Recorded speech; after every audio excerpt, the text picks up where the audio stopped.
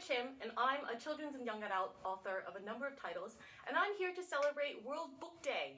I'm very excited and passionate about reading, about literature, and I'm just overjoyed to be able to talk to you guys and discuss something I love so much. So World Book Day happens on the 23rd of April, which is today, and it's basically a day to celebrate literature, the joy of reading, and I just absolutely think reading is such a wonderful, magical experience. Unlike, say, just watching Netflix or scrolling through social media, reading really puts you, the reader, in the driver's seat. You get to imagine the incredible world. You get to feel everything that the characters are feeling, not as they're interpreted by an actor. And you really get to understand different situations. As a writer, I love storytelling and bringing those ideas that I experience and those magical emotions and ideas to life. And that's why I'm so lucky to be an author. I've written a number of children's and young adult books, including books for younger readers, so the Chuk Chuk series for readers ages 7 to 9. And also a lot of books for teenagers, young adults. So a couple of my titles include Freedom Swimmer, Xiaozhen, and today I'm going to read The Surprising Power of a Good Dumpling, which is my latest book, and it's a book that is targeted at readers about 14 and over.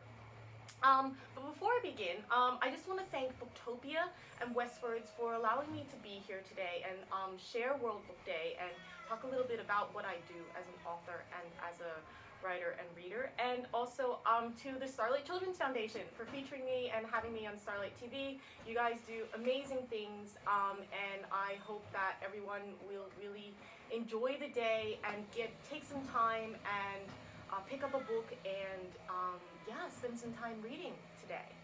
So I'm going to read the first chapter of The Surprising Power of a Good Dumpling. This is a book that is really near and dear to my heart because it features some of my favorite things. Delicious food. It's a story about family and first love. So the book centers on the main character called Anna Chu, and she's a 16-year-old girl living in Sydney. She lives in Ashfield, which is probably not too far away from where many of us live today. So Anna Chu has a lot on her plate right now. She's having a tough time at school. She's not the best student. She's an okay student, but she's feeling a lot of pressure. And also the other thing is that Anna has a lot on her plate because she's basically the primary caretaker for her family. You see, her mom can spend long bouts of time in bed.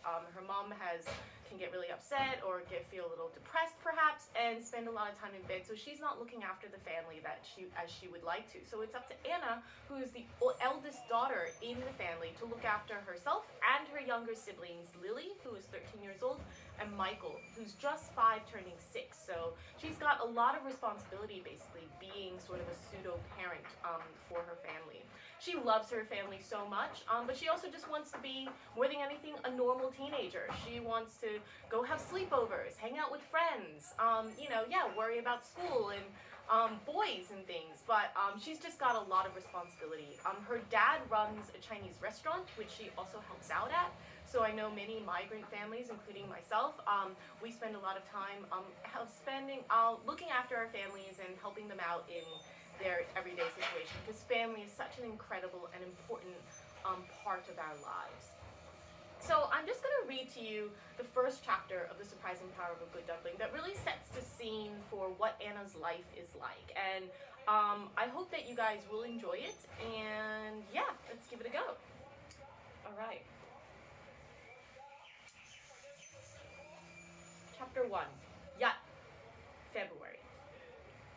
The shadows of the leaves on the wall bend to the right, like gentle waves coming to shore. It could be a good day. When Ma stays in bed, our mornings are a game of fortune-telling where I'm forever looking for signs. The search begins when I try to coax her up with a cup of herbal tea.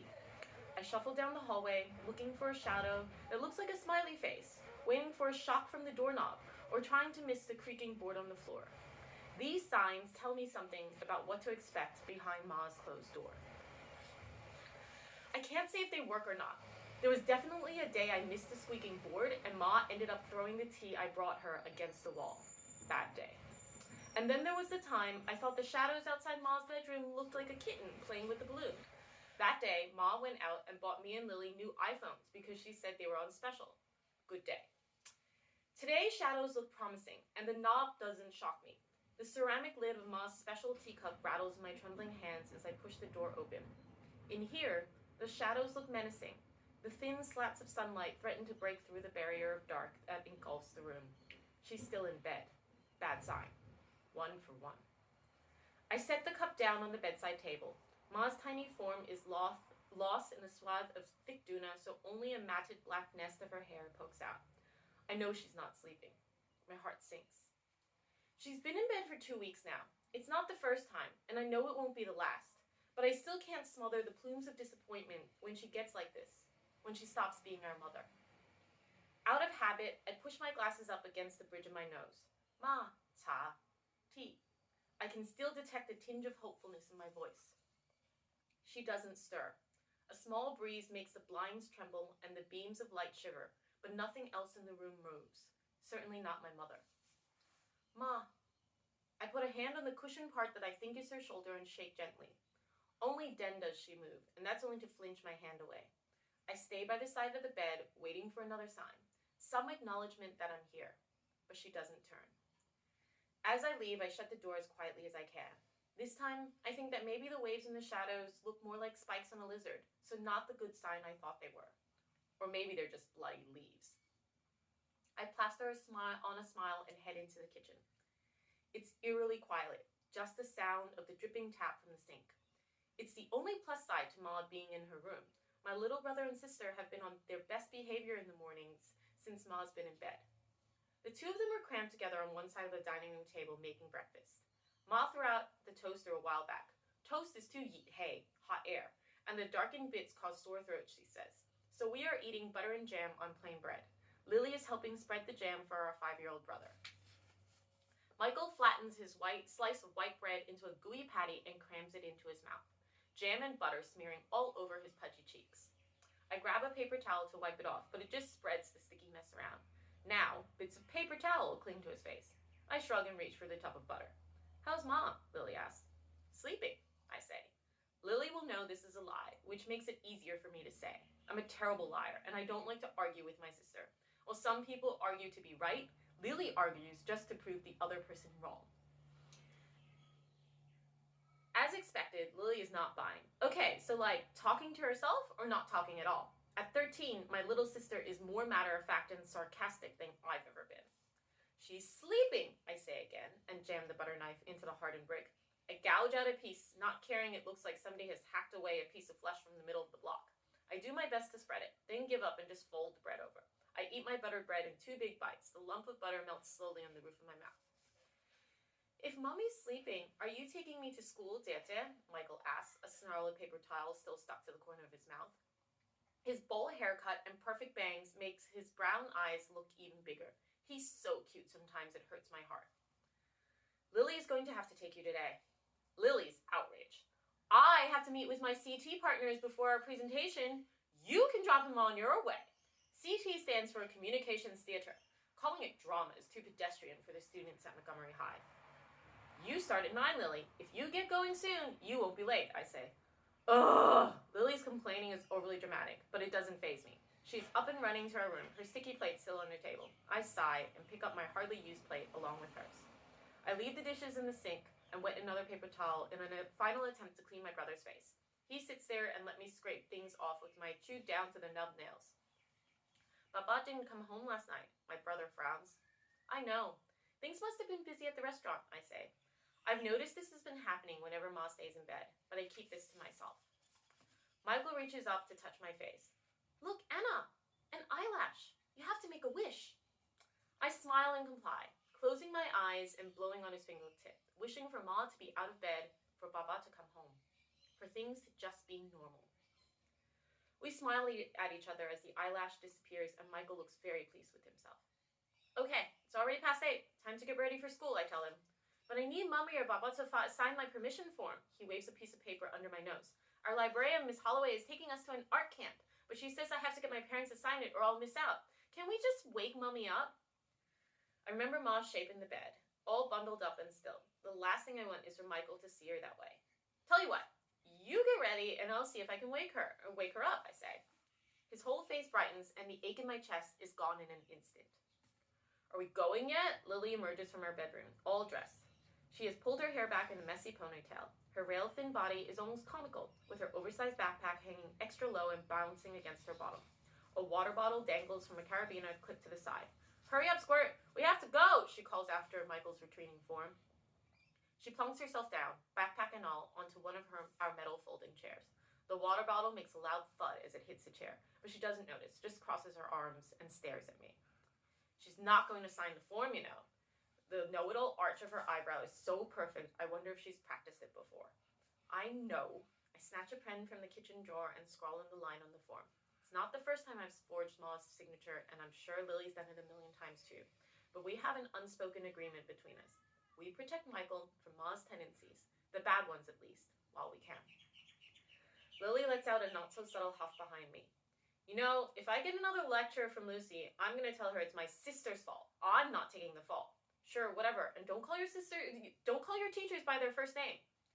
I place the butter in a used Ziploc bag and put it back in the freezer where Ma insists on keeping it. The bread bag I tie up tightly and then knot it up in another plastic bag and stick it in the freezer. Everything in our house is tied up in plastic bags of some kind. All our food containers, cleaning supplies, even the picture frames on the shelves are sealed in clear plastic. Ma hates dust, but she doesn't like dusting. So every few weeks she just replaces the plastic bags because they're cheap. And any eco-warrior would be terrified stepping into our house. But no one ever comes over, so there's no worry. Lucy tells us to call her that, Lily retorts. She says that children are human beings and deserve to be treated with the same respect as adults, so I can express myself to my full potential. I try not to roll my eyes. Thanks to a scholarship, Lily attends a rich private school just outside of Glebe. With a natural penchant for melodrama, Lily's sounding more and more like her well-off peers. I just hope they don't rub off too much. Tete, I can't find my other sock, Michael calls out to me from the bedroom. Do you want me to help you? No! Michael is going through a phase of being very peculiar about his privacy, especially with his sisters. He won't let us in when he's dressing or bathing, and will only let Mummy see him naked, which is making things harder for me and Lily as Ma's good moods are getting fewer and fewer. I miss the little guy who runs around naked with his half-done-up nappy trailing behind him. Lily rolls her eyes again. Oh gosh, I'm never going to get to school. Be quiet, I call through the closed door. Michael, you have 5 seconds to come out of there or I'm coming in. No! The door bangs open and Michael is standing there in his school shirt and trousers, a striped sports sock on one foot and a gray knee-high sock on the other. I walk into his bedroom and get on my hands and knees to look. I snatch at what I hope is a gray sock, but it turns out to just be a giant dust bunny under the bed. Yuck. If Ma saw this, she'd lose it. Anna, I need socks! Michael stamps his feet. Anna, I have to go! Lily's screeching makes me wince. Sorry, Squirt, no time. I beckon him over and fold the knee-high sock over a few times to try to even the two out. I help Michael into his shoes, then put on his backpack. It's almost as big as Lily's, and he bends backwards slightly from the weight. And good news, Ma signed your slip. I wave it in front of him. He frowns as he takes it from me. Really? But you said she was asleep. She was, but she woke up for a bit, then went straight back to bed. I think she's really tired. My lying is pathetic and isn't fooling anyone, not even a 5-year-old. But there's no time to argue. I grab my own school bag and over-the-shoulder messenger bag that I bought with the money I saved from the one and only paid babysitting gig I ever had, before Ma forbade me to babysit at strangers' houses. How do I know their house is safe? They could do drugs or sell the guns.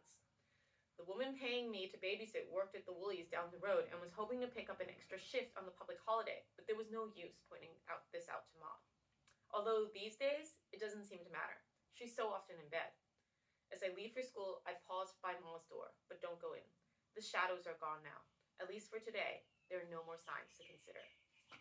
And that is the first chapter of The Surprising Power of a Good Dumpling. If you enjoyed that story, you can find this book at your local library, your favorite bookstore, or you can order it online through Booktopia, which is one of Australia's leading independent online retailers for Australian books. I hope you guys have a wonderful World Book Day. I hope you guys will read some titles and some of your favorite reads, or rereads around some of your favorite reads, and just enjoy the love of books and story as I very much do. Thanks so much for watching, and have an amazing day!